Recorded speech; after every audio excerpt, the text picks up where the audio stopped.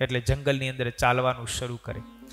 એમાં એક જગ્યાએ આગળ ચાલતા ચાલતા બહુ થાક લાગ્યો અને મધ્યરાત્રિ થતા 5 પાંડવો બેઠા, માં કુંતાજી પણ બેઠા. ગાઢ જંગલ છે, અંધકાર પણ ખૂબ છે અને એ રાત્રિના સમયે 5 પાંડવોને ઊંઘ આવવા લાગી. ભીમે કહ્યું કે માં તમે બધા સૂઈ જાઓ, હું એકલો જાગું છું, તમારી રક્ષા કરું છું. ગાઢ જંગલ છે, અહીંયા બધાય સૂઈ જશું તો કંઈક અનર્થ થશે. એટલે કુંતાજી અને 4 ભાઈઓ સૂતા, ભીમ રક્ષા કરવા બેઠા. એ જંગલ હતું ને, એ વૈશંપાયન ઋષિ જન્મે જઈને કહે છે કે હિડમ્બાસુરનું જંગલ હતું. એ જંગલની અંદર હિડમ્બાસુર નામનો અસુર રહેતો હતો. એ હિડમ્બાસુરનો અસુર એવો હતો કે માણસ ગંધાય માણસ ખાવ, એને માણસની ગંધ તરત આવી જતી. અને માનવ ભક્તિ એ અસુર હતો, એટલે એને માણસની ગંધ આવી. એટલે હિડમ્બાસુરે પોતાની બહેન હિડમ્બા હતું એને કહ્યું, હિડમ્બા મને આસપાસ ક્યાંક માણસની ગંધ આવે છે, તું જંગલમાં જા, ક્યાંક માણસ હોય એવું લાગે છે, તું એને પકડીને અહીંયા લઈ આવ, આપણે એને મારીને સારી રીતે એને ખાશું ને પછી આપણે બંને જણા સાથે નાચશું. હિડમ્બાસુરે કહ્યું એટલે હિડમ્બા ગઈ. હિડમ્બા જંગલની અંદર ગઈ જ્યાં માણસની ગંધ આવતી હતી એ બાજુ. ત્યાં તો 4 જણા સૂતા છે, એક સ્ત્રી સૂતી છે ને એને બાજુમાં એક પહેલવાન મજબૂત માણસ એ જાગતો છે. હિડમ્બાએ આ જોયું અને હિડમ્બાએ ભીમનું રૂપ, એમનું શરીર જોઈ અને હિડમ્બા એમાં મોહિત થઈ ગઈ. હિડમ્બાને કામ જાગ્રત થયો. હિડમ્બા યુવાન હતી, એને એમાં ભીમને જોયા, શરીરથી મજબૂત હતા, રૂપવાન હતા, એટલે તરત જ હિડમ્બાને એમની સાથે લગ્ન કરવાનું મન થયું. મોકલી છે એમના ભાઈએ પકડવા માટે, પણ ભીમનું રૂપ જોતા કામ જાગ્રત થયો એટલે તરત જ એને સુંદર સ્ત્રીનું રૂપ ધારણ કર્યું. અસુરો હતી એટલે ગમે તેવું સંકલ્પ થાય એવું રૂપ ધારણ કરે, એટલે સુંદર સ્ત્રીનું રૂપ ધારણ કર્યું, સોળે શણગાર સજ્યા અને પછી ભીમ પાસે આવી અને ભીમની પાસે આવીને કહે છે કે હે સુંદર પુરુષ, હું તારામાં આસક્ત થઈ છું, તું મારી સાથે પરણ અને મારી સાથે વિહાર કર, મારા કામને તું શાંત કર. ભીમે જોયું કે આ જંગલની અંદર રાત્રિના સમયે આવી સુંદર સ્ત્રી ક્યાંથી? ભીમે કહ્યું તું કોણ છો, તારો પરિચય આપ. એટલે એણે કહ્યું કે હું હિડમ્બા છું, મારો ભાઈ હિડમ્બાસુર છે, અમે બેન અને ભાઈ બંને આ જંગલની અંદર રહીએ છીએ, આ જંગલ અમારું નિવાસ સ્થાન છે, અમે માનવ ભક્ષી છીએ, અમે રાક્ષસ છીએ, માણસને ગંધ આવીને અમે માણસને પકડીને ખાઈ જઈએ છીએ. મારા ભાઈને ભૂખ બહુ લાગી છે, એને તમારી ગંધ આવી એટલે પકડવા માટે મને મોકલી છે, પણ તમારું રૂપ જોઈ અને હું તમને પતિ તરીકે મનોમન સ્વીકારી ચૂકી છું, માટે તમે મારી સાથે લગ્ન કરો અને મારી ઈચ્છાને પૂર્ણ કરો. ભીમ કહે છે મારા ભાઈઓ સૂતા છે, મારી માં સૂતી છે અને એને મૂકીને હું તારી સાથે વિહાર કરું આ ગાઢ જંગલની અંદર. હિડમ્બા કહે છે તમે એની ચિંતા ન કરો, હું મારા ભાઈથી તમારા ભાઈઓની ને તમારી પણ રક્ષા કરીશ, માટે તમે એની ચિંતા ન કરો, પણ તમે મારી કામનાને પૂર્ણ કરો.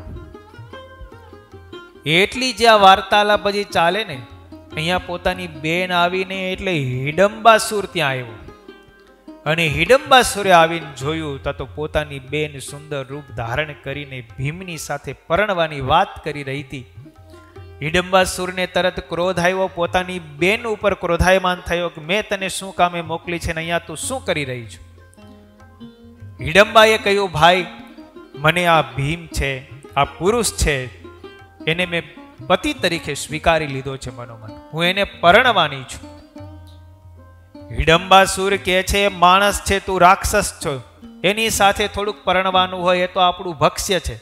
એમ કહીને ભીમને મારવા માટે થઈને તૈયાર થયો અને ભીમ અને હિડમ્બાસુર બંને જણા બથોબથ આવી ગયા.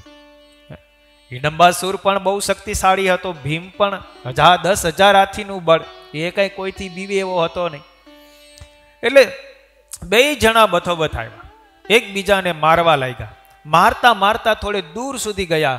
એટલો બધો શોર બકોર થવા લાગ્યો. ઝાડવા મોટા મોટા વૃક્ષોને ઉપાડી ઉપાડીને એકબીજા ઉપર મારવા લાગ્યા. આ બાજુ પાંડવોને પણ ખૂબ ઊંઘ આવતી હતી, પણ એટલો બધો શોર બકોર થયો ને તે ચારે ચાર ભાઈઓ અને કુંતાજી જાગી ગયા. જાગીને જુએ તો પોતાની બાજુમાં સુંદર સ્ત્રી અને થોડે દૂર ભીમ અને હિડમ્બાસુર બંને જણા બથોબથ મોટા મોટા વૃક્ષો ઉપાડીને એકબીજાના ઉપર પ્રહાર કરી રહ્યા છે. અહીંયા યુધિષ્ઠિરે પૂછ્યું પેલી સ્ત્રીને, તું કોણ છો? આ ભીમ કોની સાથે લડે છે? એટલે એણે કહ્યું કે હું હિડમ્બા છું, એ મારા ભાઈની સાથે યુદ્ધ કરે છે. હું અસુર કુળની અંદર ઉત્પન્ન થયેલું છું, એ મારો ભાઈ હિડમ્બાસુર છે. તમને બધાને મારી નાખવા માટે થઈને એમણે મને મોકલેલી હતી, પણ તમારા ભાઈનું રૂપ જોઈને હું એમાં મોહ પામી છું. મેં મનોમન એમને પતિ તરીકે સ્વીકારી લીધા છે. હું તમારા બધાની રક્ષા કરીશ. મારા ભાઈમાં અપાર બળ છે. એ માયાવી શક્તિનો પ્રયોગ કરશે તો ભીમ એમને પહોંચી નહીં શકે.